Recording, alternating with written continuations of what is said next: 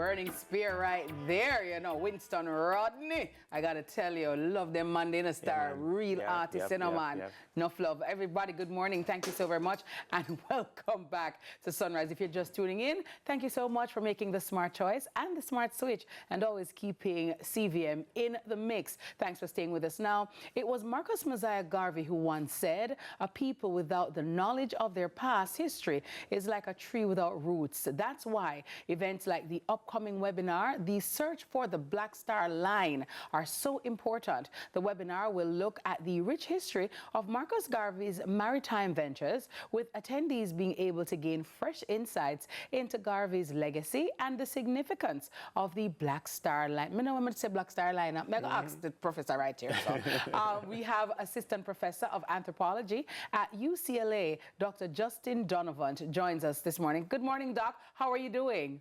Good morning. Doing well, doing well. How are you? I'm very well. Thank you so much for asking. Doc, is it Black Star Line or Black Star Liner? Come to the West, the Black Star Liner.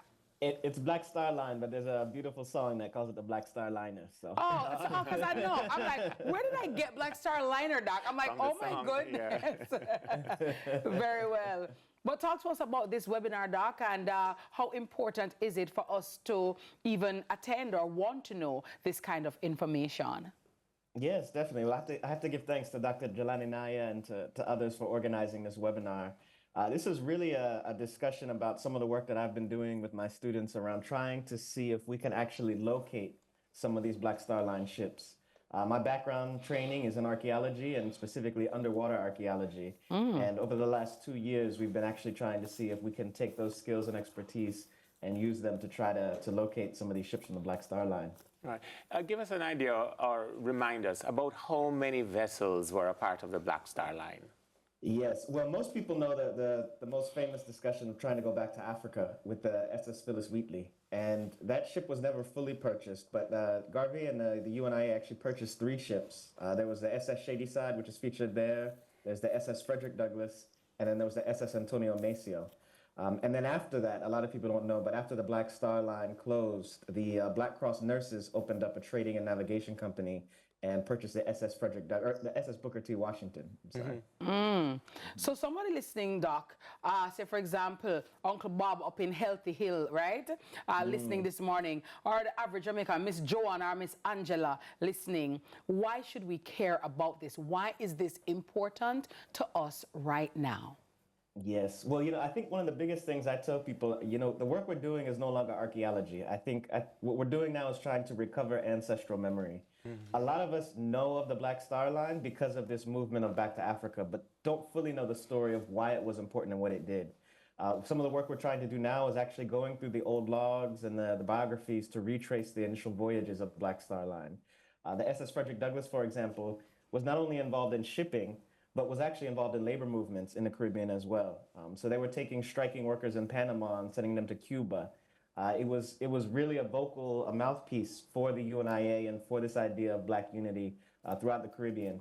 And more importantly, it was part of a listening tour that Garvey and others engaged in, where they were able to listen to and understand what the struggles were for Black community in the diaspora in these early 1900s. It's not a surprise that you mentioned specifically the work done in the labor movement in Panama, which is probably the destination outside of Jamaica that felt the impact of Garvey's approach to advocacy the most. How alive is the Garveyism, Garveyites, in terms of their foundation and connection still in Panama? Yeah, you know, there's still organizations and individuals in Panama, Costa Rica. Costa Rica, right. I was about to say Costa Rica, yes. Yeah, Costa Rica still has a Liberty Hall, just like you all have a Liberty Hall as well. They're actually doing Garvey celebrations later this week as well. And then, of course, Cuba had the largest concentration, they had the largest number of chapters in the Caribbean. So there's this bigger diaspora conversation that's been happening.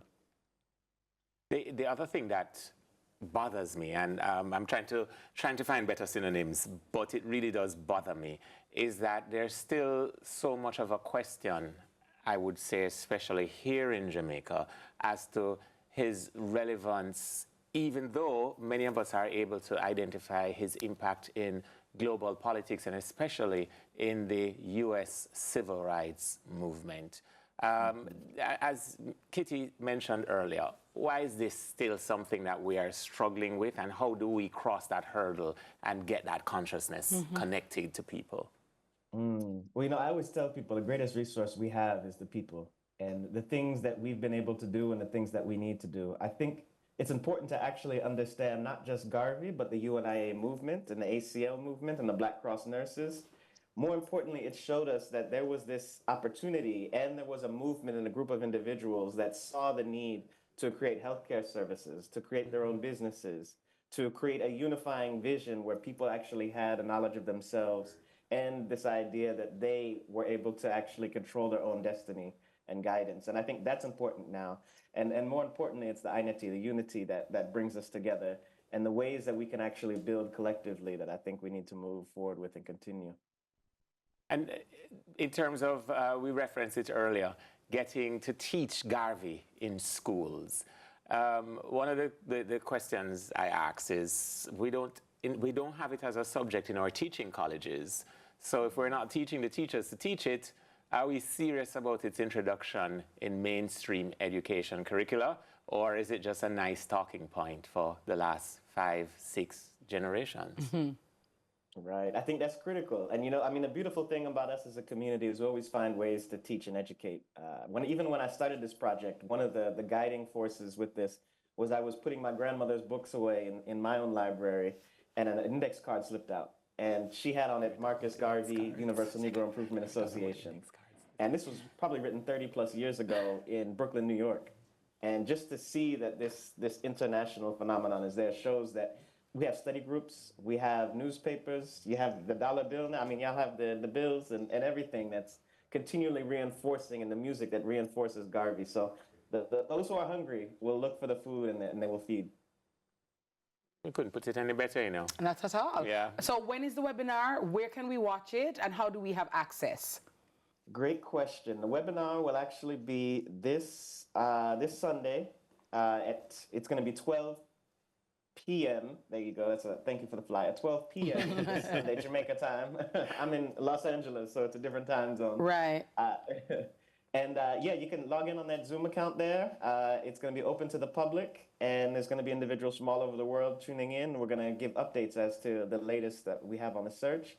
And it's not just about the search for the ships themselves, but also for this wider international search for understanding the stocks that he sold and seeing where we're at with that. We're looking at the anchors that may exist out there and other memorabilia that people have from the UNIA.